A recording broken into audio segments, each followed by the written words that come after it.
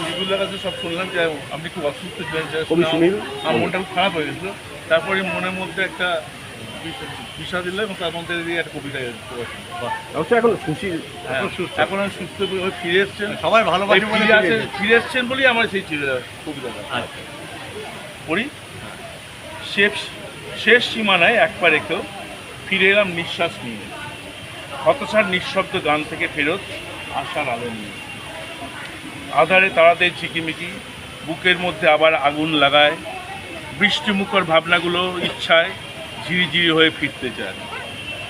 শান্ত নদী তীরে তন্ময় হয়ে বসে বিশ্বাসের অগণিত সান্ত্বনা, অন্তরে জোয়ারের দাপাদাপি মাঝে মাঝে হয়ে যায় আন্দোলনা।